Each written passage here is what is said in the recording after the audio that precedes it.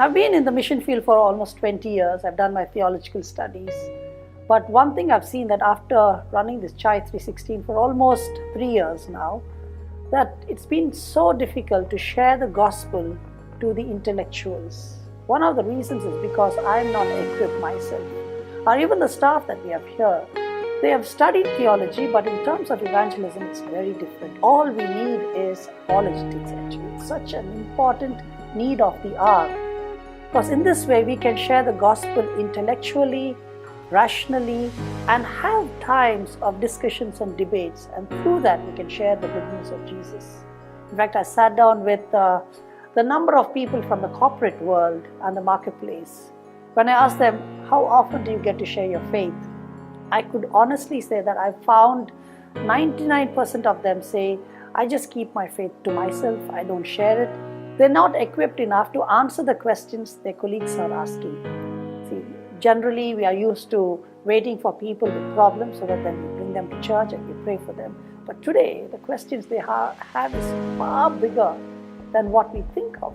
Like we have students coming and they would say, Benny, my hands were broken and my father went and prayed in this particular temple and all my wounds were healed. Now, how will I take the gospel further when he also has an answer just like me when I prayed to Jesus that he healed my wounds too?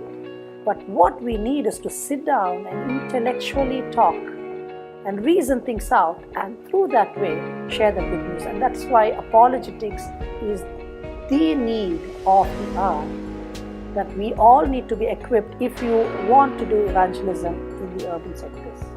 The first time I heard the word apologetics is from the Ravi Zacharias International Ministries. This word sounds to me something way out in the sky and only for the top people, but honestly, learning a bit more and interacting with the RZI people, it is such a need for a common man.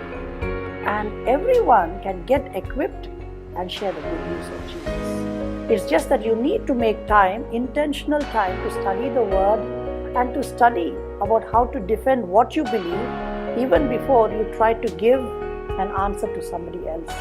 And that's what RZIL does. And I'm so grateful for this ministry, because this is one ministry that reaches out to the urban sectors. Most of the time we see that we are just looking for where we can heal someone with some sickness, provide something that they need.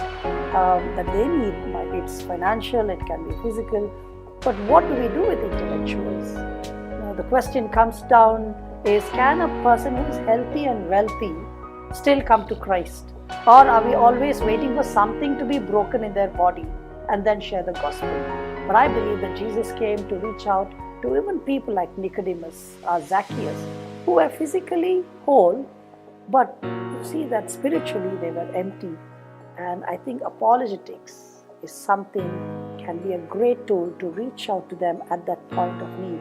And RZIM is one such ministry that's doing tremendous work all over the world. At Chai 316, we have had many volunteers as well as staffs who have come.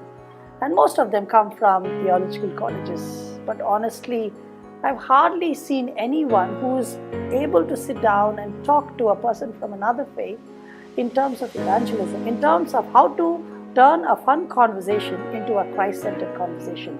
That is missing in the theological colleges. And it's high time that theological colleges add apologetics as an integral core part of their curriculum.